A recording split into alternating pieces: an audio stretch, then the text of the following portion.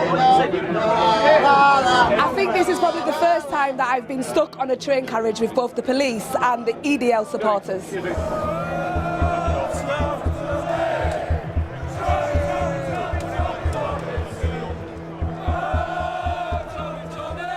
Hi, I'm Sapphire. I grew up and lived in Leeds for 19 years, so I suppose you could say I'm a proper Leeds lass. But I'm also black, I'm Jamaican, I'm Yorkshire, I'm a Londoner, and I'm British. I grew up in a vibrant working class community in Leeds, but the last time I came to visit, I felt a change. I can feel it in the language. There's been a shift in behaviour. Hate crime is on the rise in the UK, and nationalistic and anti-immigrant views are becoming mainstream. I want to explore what is behind the rise in the right, and is the already fragile idea of British multiculturalism coming undone? Thank you. I just wanted to ask you really quickly, how real is the threat of the rise of the far right in the UK? Very real. We've got fascists marching on the streets tomorrow. They will be holding Donald Trump placards as they march because they feel legitimised, they feel emboldened by him. The anger of most of those who I met who oppose the far right is not so much at the average person who joined pro-Tommy Robinson demonstrations, but at the media and politicians, middle and upper class people in expensive clothes, driving expensive cars, who have spent years whipping up fear about immigration while they sit pretty. Just look at these headlines for starters.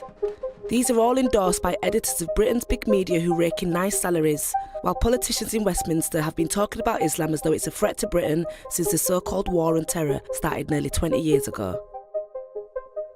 Former Foreign Secretary Boris Johnson saying things like women wearing burqas look like bank robbers is just the tip of the iceberg. So why should the people who fall for this stuff be the ones who get most of the blame? We also see the rise of the far right, not just in political parties, but how they're polluting the political discourse, normalising racism, the hostile environment that we see here, the demands for walls and fences. That was a demand of the fascists. It's now been articulated by mainstream politicians. The far right is on the march everywhere, and the lesson you learn from history is when the far right feel emboldened, they're strong, you don't sit back, you fight back.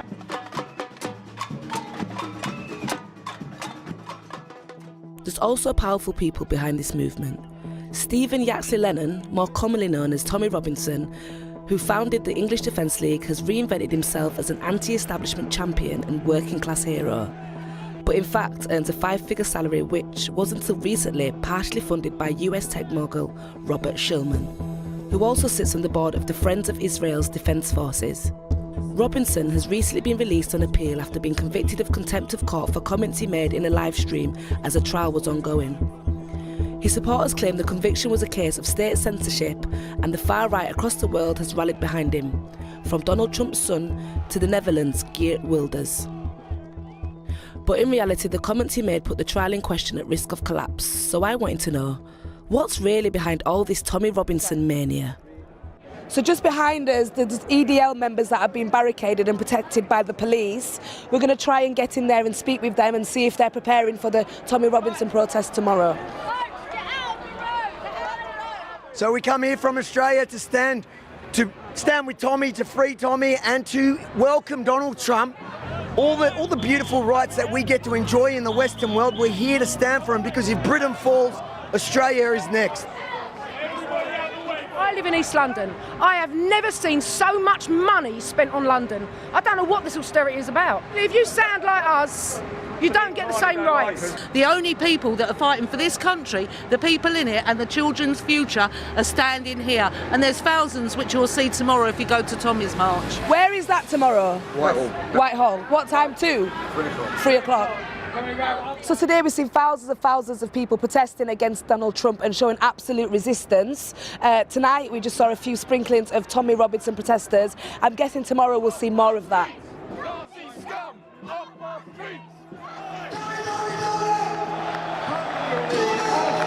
The Czech Republic, Italy, Brexit, we are taking Europe back!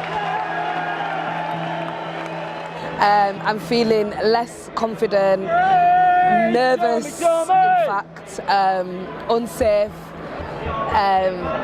As much as people seem quite buoyant, I definitely don't feel like they want to be buoyant with me. I'm really struggling with it, I won't lie. It's our right to freedom of speech, or freedom of movement. Freedom. So you do believe in freedom of movement? Freedom of for movement everybody? in our country? No, not for everybody, but we have to... Why not for everybody? Every country has to have borders. You can't let your country be overflown with foreign peoples. Tell our kids we can't go to an activity place. Tell us we can't have Christmas. Tell us we can't drink on the street. I don't think Christmas is going anywhere, mate. Well, you know, it's a celebration of Christmas. I don't think you need to worry about Christmas. Yeah. So why are you here today then? I'm here today because Tommy's telling everyone, the whole country, what's not being told in the media and stuff. He's letting us know what no one else is letting us know about the grooming gangs, about the Muslim the influx, and the taking over the country and the taking over Europe, taking over the world. Over and over again, we kept hearing Tommy's supporters say the main reason they were rallying behind Tommy was because of so-called Muslim grooming gangs, referring to a case of paedophile rings in England in which most of the perpetrators happened to be Muslim. The cases became convenient political capital for Robinson to latch onto and give his supporters a focus for their rage. Despite the fact that there are many more thousands of cases of rape and paedophilia committed by people of all religious backgrounds. Catholic Church, anyone? He's telling... She's extreme left-wing, yeah? Don't give her an answer. No, she's... They are trying to portray us as racist. Well, we'll see. They're disgusting people. They're disgusting people. I think the biggest problem's been is where it's all started off from these grooming gangs and where the authorities try to hide it all up. The thing that's focused my attention is the Muslim rape gangs. You know, and it's been overwhelmingly, I hate to say it, overwhelmingly Pakistani Muslim men who've been doing it. It's so ridiculous to believe that there's a connection between belonging to a faith group and a crime like rape that I just couldn't buy, that this is the main cause of these people's desperation. So I decided to go back to my hometown of Leeds. My grandparents settled here in the 1960s along with thousands of others from the Caribbean who were invited by the British government to help rebuild the country after World War II. Leeds has a massive migrant community, but things have been getting tense, especially since Tommy Robinson was sentenced in the city and his supporters came out en masse. I wanted to try to get more answers from people in this community who are seeing the change on the streets. How was it for you guys growing up, and then how has the racism changed? Where's it gone to? And I can go sit at the back of the bus, there's 3 seats empty, but people will be standing up. Yeah, girls get it as well. Yeah, because black girls get it as well. People will stand up, you see, and that happens every day. I'm extremely wary when travelling on public transport. I'm a target, I've got a target on my back.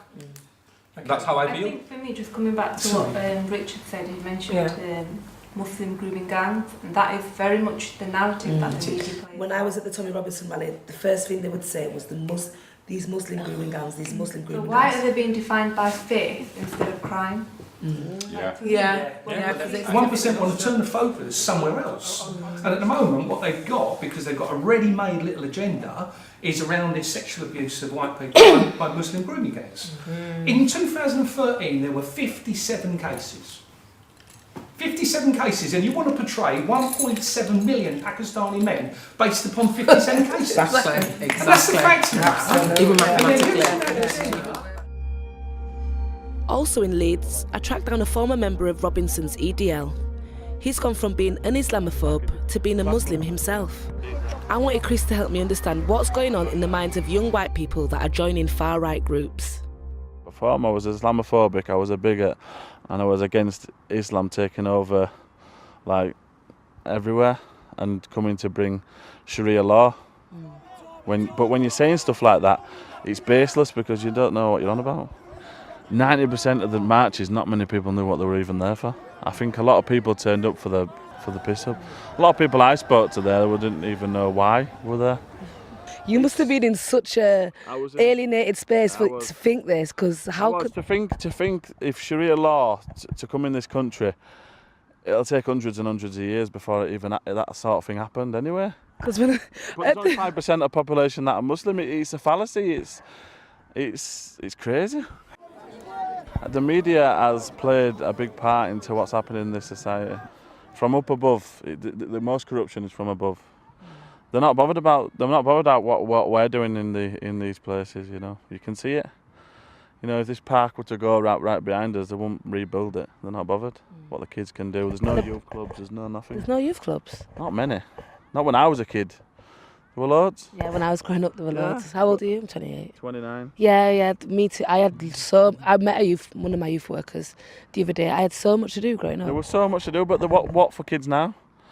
And when they're at home and the family's going, oh, these bloody immigrants are here and these immigrants, and that's all they're hearing. Back in London, outside the Supreme Court of Justice, where Tommy Robinson was appealing his conviction, I wanted to see if I could find some common ground with his supporters in a more calm setting than the earlier demonstration. Yeah? All right, we're rolling. So tell me why you're here today. I'm here today in support of Tommy. Firstly, for what our establishment did to him. Yeah, he was... What did the establishment do to him? Basically, they arrested him for contempt of court. I want to give them a chance, and when they speak about class and when they speak about being left behind, I understand, and that's how I feel about black people and working class people. And I'm like, yeah, I get that. We're obviously on different sides, we believe in different things, but we're fighting the same thing. Yeah, against the establishment. And the thing is, if both sides were to talk, that it would be the people against the establishment. But at the moment, we've got this divide and conquer thing going on, which is created by the establishment because the media plays both sides. The whole MPs, Labour, Tories, all of them, they need to be removed and a People's Party put in who are going to care about the people. That's what Jeremy Corbyn's about. Absolutely does not. No, he's not. He's a communist, he's the Nazi, he's the racist against us. Jeremy Corbyn's a Nazi?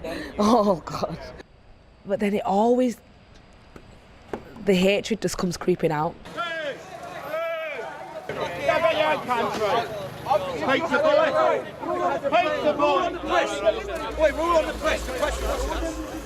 And this hatred is translating into a rise in hate crimes on the streets. Last year alone, there was a 20% increase in Islamophobic attacks. Leeds has been no exception, and rising anti-Islamic hatred isn't just affecting the Muslim community. Hate crime has more than doubled in Leeds in the past 4 years. An example of that is this arson attack which happened at a Sikh temple in Beeston the morning after the Tommy Robinson gathering on June the 4th, 2018. I'm just a member of this congregation. We do all sorts of work here. We serve people, we do building work, we do everything here. And it's somewhere for the Sikh community to come together? Yes. And does it surprise you that hate crime has doubled in the past 4 years in Leeds? It doesn't surprise me. I've lived here for over 50 years and I have seen phases go through. But yet I was surprised, particularly the attack on Gurdwara here, simply because I believe it's a mistaken identity. People think of our mosques and the guy who has done this might have thought this is a mosque as well. Of course, Islamophobic is a big topic these days, even in politics. Gohar Almas is a Labour politician from Leeds.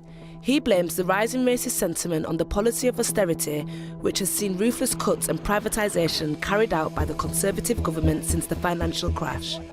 This policy has driven up poverty levels in Britain.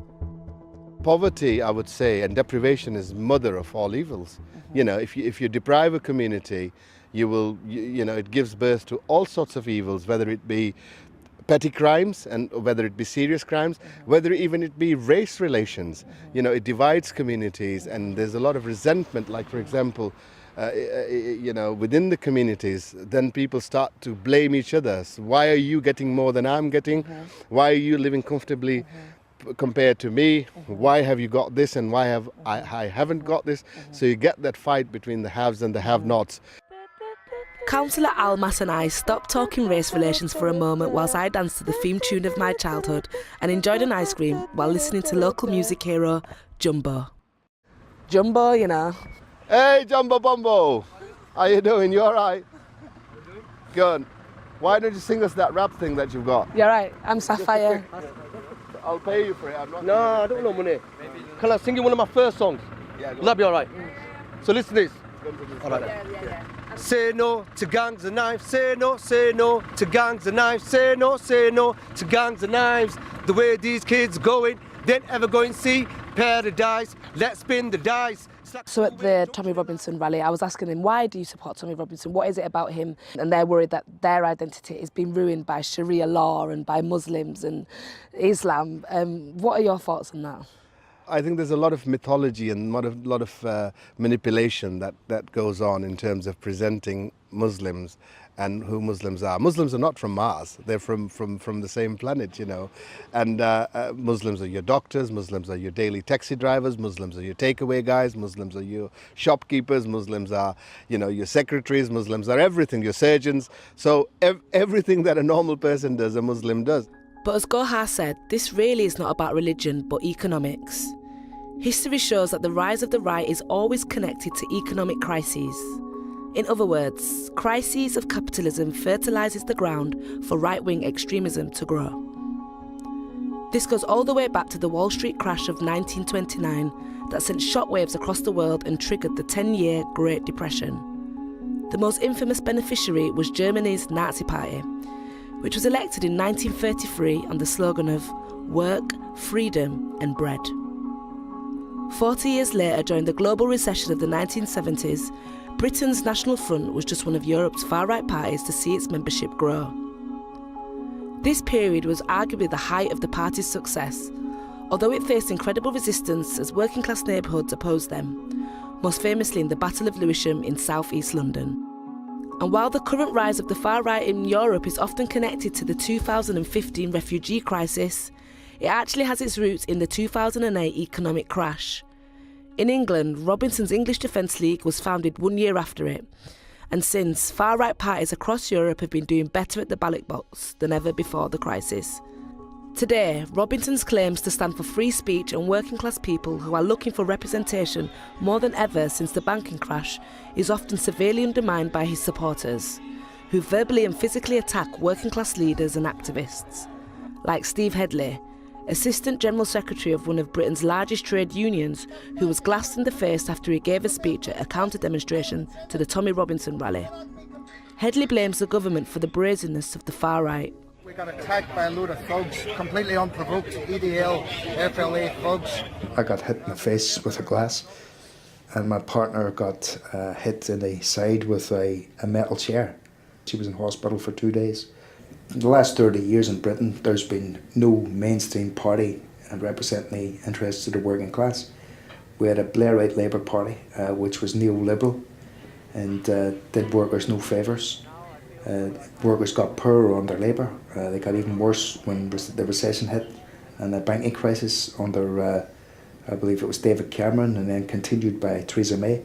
And of course the bosses' profits in the top 1%, their salaries have gone through the roof in the same period where working class people have been paying the price. There is obviously anger. But I have to say as well, I mean, the EDL, the FLA, they're not fascists, but they have organised fascist elements working amongst them. People that I've known for 30 years. The frustrations I heard are real. We're living in an increasingly divided and unequal society. But to blame rape gangs and Sharia law, it's absurd. Racial prejudice is old history in this country, and I fear these English lads' discontent is being preyed on by opportunistic elites who are trying to turn social injustice into a problem of racial identity. Whitehall is closed. Please exit via the Strand or Northumberland Avenue. Please exit via the Strand.